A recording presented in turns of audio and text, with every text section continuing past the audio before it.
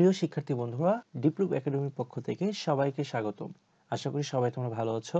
Lecture 2 বিশাল একটা part আমরা শেষ করে আসলাম এবং লেকচার 2 তে পুরো নাম্বার সিস্টেমের কনসেপ্ট দেওয়ার চেষ্টা করেছি।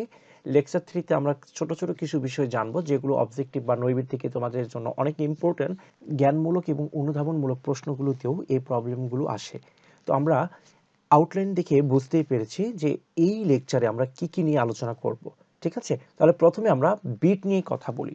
আমরা এই বিট কি বা বিট কাকে বলে এটা অ্যান্সার দেওয়ার আগে এই বিট নামটা বা বিটটা আসলো কোথা থেকে এইটা আগে অ্যান্সার দিই। তাহলে দেখো, বিটকে যদি আমরা এইভাবে লিখি BIT, ওকে। এখন দেখো এই বিটটা কিভাবে আসছে। বিটটা আসছে বি তে হচ্ছে বাইনারি, আইটি তে হচ্ছে ডিজিট। তাহলে দেখো, বাইনারি ডিজিট, ওকে। দেখো, বাইনারির বি আর এই ডিজিটের আইটি, এই দুইটা মিলে হয়েছে হচ্ছে বিট। তাহলে আমরা বিট দ্বারা কিন্তু একটা ক্লিয়ার কনসেপ্ট অলরেডি পাইছি যে বাইনারির ডিজিট যেটা হচ্ছে বিট।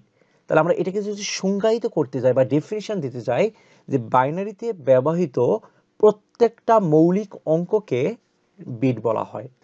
0 একটা বিট, 1ও একটা বিট। আমার এটা ক্লিয়ার, তাই না? তাহলে যদি বলা হয় দেখো তো 10110, এখানে কয়টা বিট রয়েছে? তাহলে আমরা বলবো 0 একটা বিট, 1ও একটা বিট, তাহলে 1 2 3 4 5, তাহলে এখানে 5টি বিট রয়েছে। ওকে, তাহলে আমরা বিটটা কিন্তু অলরেডি ক্লিয়ার হয়ে গেলাম। সেকেন্ড প্রশ্ন হচ্ছে বাইট কি, উদাহরণ সহ ব্যাখ্যা করো। তাহলে দেখো, বাইটটা আসছে বিট থেকে। কিভাবে? 8 বিট ইকুয়াল টু 1 বাইট। তার মানে কি বলতো, আমরা 1 বাইট ইকুয়াল টু কি লিখতে পারি?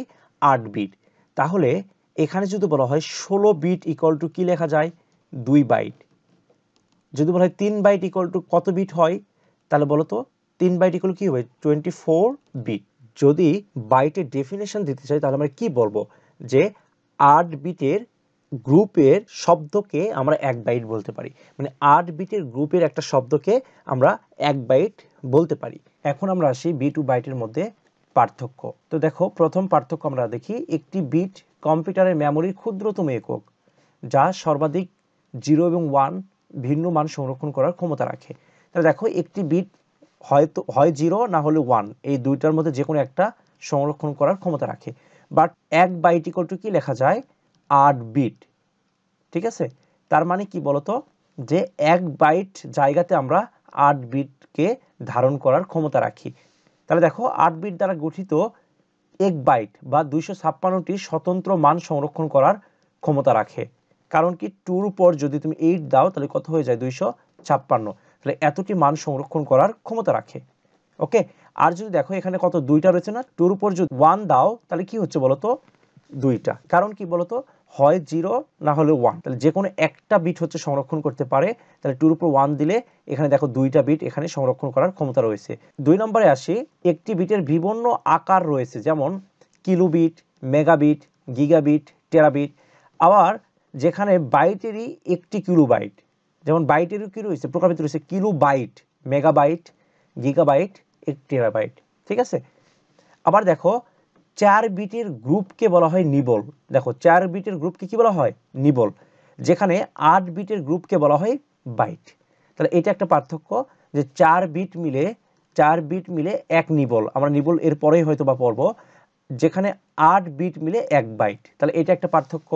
4 নম্বর পার্থক্য আসি, নেটওয়ার্কের মাধ্যমে প্রেরিত ডেটার পরিমাণ বিট হিসাবে প্রবাহিত হয়। তাহলে নেটওয়ার্কের মাধ্যমে যে আমার ডাটা পাই সেগুলো আসলে কি হিসাবে কাউন্ট হয়?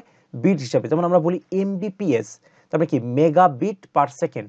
ঠিক আছে, আর কম্পিউটারের মেমোরিকে বাইট দ্বারা পরিমাপ করা হয়। ওকে, আমরা বলি না কত জিবি তোমার স্টোরেজ, মানে কত গিগাবাইট তোমার স্টোরেজ। ঠিক আছে, তাহলে কম্পিউটার বা মোবাইলের যেগুলো হচ্ছে সেগুলো কি বাইট দ্বারা পরিমাপ করা হয়। যেমন আমরা বলি আমাদের 10 জিবি, তাহলে কি গিগাবাইট। ওকে, আর যদি বলি 10 MBPS, তার মানে কি মেগা বিট পার সেকেন্ড। এটা মাথায় রাখতে হবে। নিবল কি? নিবল হচ্ছে 4 bit equal to 1 nibble. 4 bit equal to 1 nibble. তাহলে তোমরা বলো তো 1 বাইট ইকুয়াল টু কত নিবল? তাহলে 2 নিবল।